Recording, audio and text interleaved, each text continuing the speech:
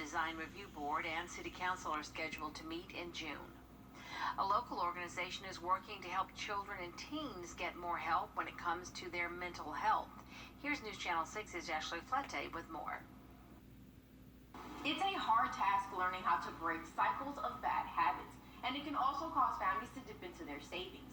I spoke to one local woman who's providing the funding needed to help those suffering in silence. 77 counties in Georgia have no psychiatrists. Dr. Colin Murphy at Augusta University's MCG Department of Psychiatry says when it comes to specializing in the mental health of children and teens, finding a qualified therapist becomes more difficult in rural areas. To really get to the underlying issues, whether it's trauma or family issues, it really takes some good and consistent psychotherapy over many sessions. In psychotherapy, psychologists apply scientifically validated procedures to help patients develop healthier, more effective habits.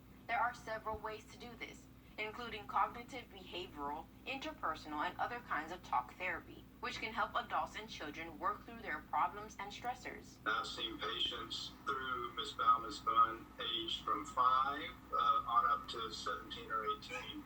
The younger kids, we utilize play therapy. But with schools canceled and rates of child abuse going up, the shortage of these psychologists is impacting lives all around. And that's where the Bauman Fund comes in, to help families struggling financially get help for children. In Georgia, Medicaid insurance does not pay for psychotherapy provided by trainees. Without that option, many children could linger on a waiting list for an appointment with one of only a handful of child and adolescent psychiatrists, available at MCG and in the surrounding area. As a music therapist, I had worked in the field of mental health for many years. And so in the end of 2016, I wanted to donate some money for mental health.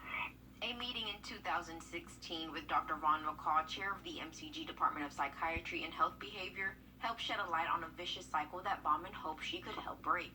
And his suggestion was to set up this fund, which also trains the fellows, it gives treatment to the children and adolescents, and for the Medicaid level, which is free treatment for them. The fund has raised nearly $150,000 in donation as Bauman has recruited friends and family to join her in giving, and it has provided more than 1,300 hours of therapy sessions to date.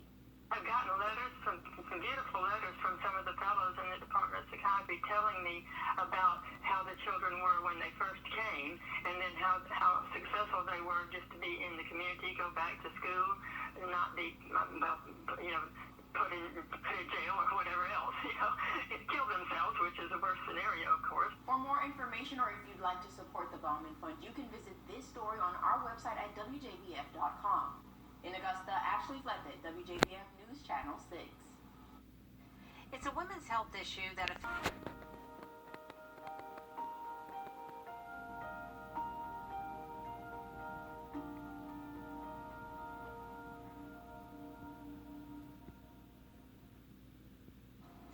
two newly graduated twin sisters are going into the health field just as the pandemic brings a massive need for more nurses.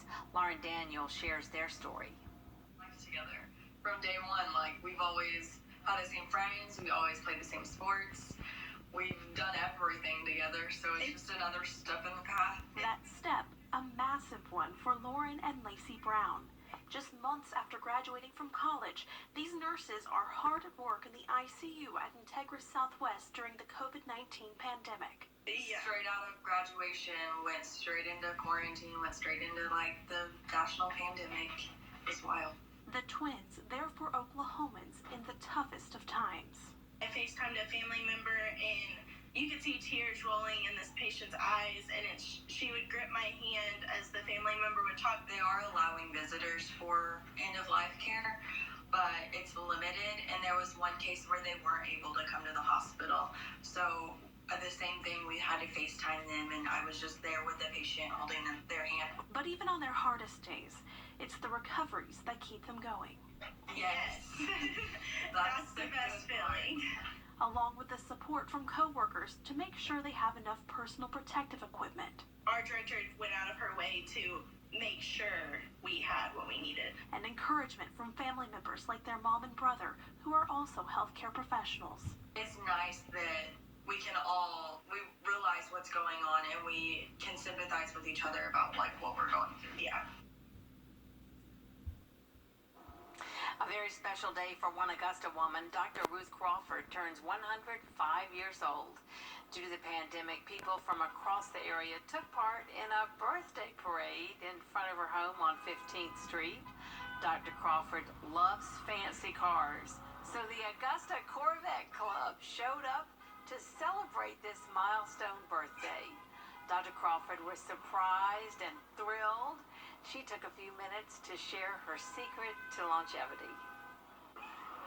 You have to eat right, and you got to take care of your body and yourself. And let me tell you, you got to give something. Now, if you always give it, you don't make it. Have a beautiful, I love life. Dr. Crawford is a proud graduate of Payne College. She enjoyed a long career as an educator with the Richmond County School System. In honor of her birthday, donations of $105 are being made to Payne College. Happy birthday, Dr. Crawford. We are working on several